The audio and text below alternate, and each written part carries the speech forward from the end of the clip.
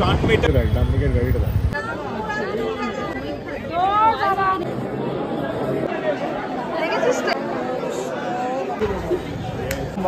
আমি যদি ঘর দিয়ে বলবে না তো। হাই, কেমন আছো সবাই? আমার একটা নতুন ভ্লগে তোমাদের সবাইকে ওয়েলকাম।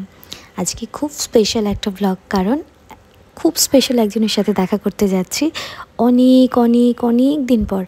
লাস্ট টাইম যখন গিয়েছিলাম সালটা ছিল 2022। তারপরে থেকে এতবার চেষ্টা করেও আর গিয়ে উঠতে পারিনি। রাস্তায় যেতে যেতে তোমাদের সাথে শেয়ার করছি পুরো গল্পটা, যেহেতু নতুন করে রেনোভেট হয়েছে আমরা অনেকেই জানি। আর এটা কে কী বৃত্তান্ত, কে কী করেছে সব যেতে যেতে কথা হবে। সো চলো, বাড়ি থেকে বেরিয়ে পড়েছি। আর আমাদের এখান থেকে অনেকটাই সময় লাগবে যেতে, অনেকটা রাস্তা, মোটামুটি হাতে 1-1.5 ঘন্টা 2 ঘন্টায়, প্রায় 2 ঘন্টা না লাগলেও রাস্তায় জ্যাম ট্যাম সব মিলিয়ে ওই 1-1.5 ঘন্টা সময় লাগবে। অনেকটা রাস্তা যাব, তো রাস্তায় যেতে যেতে গল্প হবে, সমস্ত কিছু শেয়ার করবো এই ব্লগটার মাধ্যমে। আর একদম নতুন রেনোভেট হয়েছে যেহেতু, সেই সমস্তটাই তুলে ধরবো আমার এই ব্লগের মাধ্যমে। সো সবাই সাথে থেকো, আশা করছি তোমাদেরকে এই ভিডিওটার মাধ্যমে অনেক কিছু আমি দেখাতে পারবো আর তোমাদেরও ভালো লাগবে।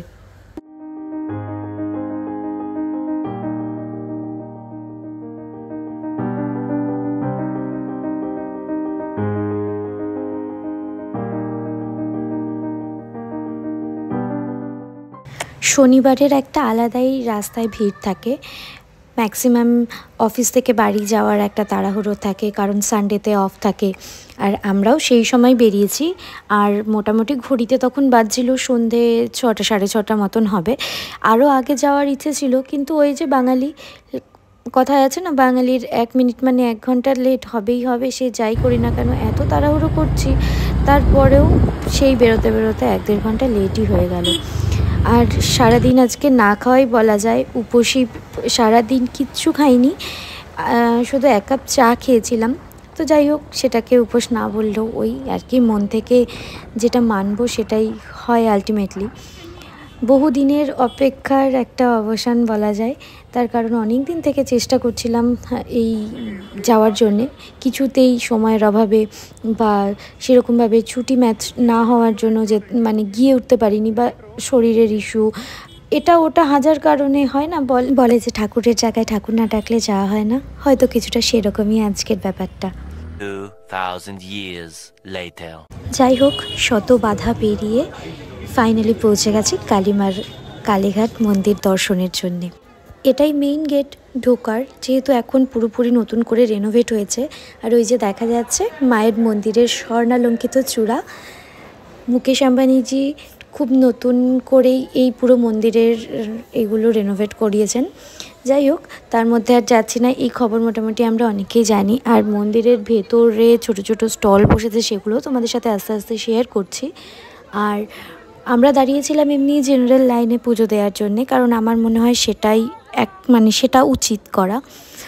ওই ভিআইপি লাইনে গাদাগাদি করে ভিড়, 2 টাকার জন্য এক্সট্রা দিয়ে, আমার সেই জিনিসটা একদমই পছন্দ না। যেটা চোখে দেখার মতন জিনিস সেটা হচ্ছে মন্দির চত্বর ছিল প্রচণ্ড রকম পরিষ্কার পরিচ্ছন্ন, খুব সুন্দর করে সাজানো গোছানো। প্রত্যেকটা মন্দির, মানে মন্দিরের ভেতরে যেই ছোট ছোট মন্দিরগুলো, শিব ঠাকুরের মন্দির, তারপরে মানে ওই যেখানে বলি হয় সেই গৃহ, সমস্ত কিছু খুব সুন্দর করে ডেকোরেট করা ছিল, মানে যেহেতু নতুন করে করা হয়েছে। আর মন্দিরের ভেতরে সবথেকে লক্ষ্য করার মতন জিনিস যেটা, সেটা হচ্ছে এই ফুলের দোকানগুলো। এখানেই ছিল একটা রাধাকৃষ্ণের মন্দির, তার সামনে এই বারান্দা মতন করা যেই জায়গাটাতে প্রচুর এরকম ফুলের দোকান বসেছিল, একদম নতুন স্টল, খুব সুন্দর লাগছিল। যেহেতু রেনোভেট করার পর ফার্স্ট টাইম আমার যাওয়া, এই জিনিসগুলো সত্যিই চোখে পড়ার মতন।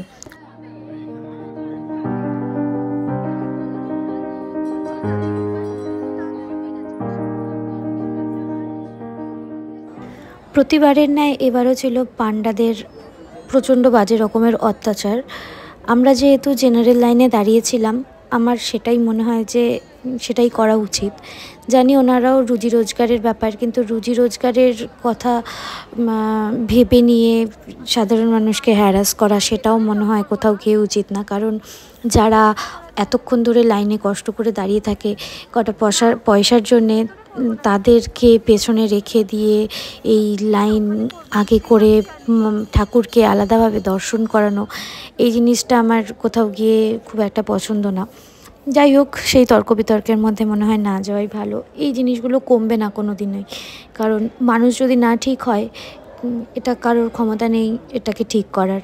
কারণ মানুষই তো আলটিমেটলি টাকা পয়সা দিচ্ছে বলেই ওরা এই জিনিসগুলো আরও বেশি প্রায়োরিটি পাচ্ছে। লাইন আমাদের ছিল তখন অনেকটা, যেহেতু গিয়েছিলাম শনিবারে, আর শনি মঙ্গলবার কীরকম ভিড় হয় একটা সতীপীঠে বা হতে পারে আর কালীঘাটের মতন জায়গায়, সে আমরা মোটামুটি জানি। ঠিক এরকমই কিছুটা লাইন ছিল। বেশিক্ষণ যদিও লাইনে আমাদের খুব দাঁড়িয়ে থাকতে হয়নি, তার কারণ লাইন খুব স্মুথভাবেই এগোচ্ছিল। কিন্তু এই যে লাইনের মাঝে দাঁড়িয়ে হয়ে যায় ঝামেলা, এই একে ঢুকিয়ে দিচ্ছে তাকে ঢুকিয়ে দিচ্ছে। আর মানে সবথেকে খারাপ লাগার জিনিস এটাই, এতক্ষণ লাইনে দাঁড়িয়ে থাকার পরেও ওই 1 সেকেন্ডের জন্যে দেবী মার দর্শন, যে জিনিসটা মেনে নেওয়া যায় না। মানে অ্যাটলিস্ট 5-10 মিনিট হাতে যদি টাইম থাকতো, মানে সেটা আলাদা জিনিস। যাই হোক, ঠাকুর পুজো দেওয়া হয়ে গেছে। আর এই ফটোসগুলো আমি গুগল থেকে নিয়েছি তোমাদের সাথে শেয়ার করার জন্য, যে কালীঘাটের মাকে কীরকম লাগছে এখন নতুন রূপে দেখতে। আর ঠাকুরের মন্দিরও খুব সুন্দর করে সাজানো ছিল। সন্ধ্যা আরতির সময় আমরা মোটামুটি গিয়েছিলাম। খুব একটা বেশি ছবি ক্লিপ তো ওখানে কোনোভাবেই নেওয়া সম্ভব হয় না, কারণ ফটোজ একদম অ্যালাউড না ভিডিও করা। আর অ্যালাউড নার থেকেও বড় কথা, আমরা চোখের পলকে ওইটুকু জায়গায় ক্রস করে যাই একদম, কোনো রকম শুধু মাকে ফুল টুল দিয়ে পুজো করে প্রণাম করে চলে আসা। তারপরেই চলে এসেছিলাম যেখানে বলি হয় সেই জায়গাটাতে, সেখানে প্রণাম করলাম। সেখান থেকে এক ঝলক মাকে দেখার চেষ্টা করলাম। আর তারপরেই দেখলাম এই মায়ের ভক্তদেরকে, ভক্তই বটে, কারণ সারাক্ষণ এরা এখানটাতেই থাকে আর খুব ভালো, খুব ফ্রেন্ডলি। ঠাকুরের প্রসাদ মিষ্টি সমস্ত রকম এরা আর কি গ্রহণ করে থাকে।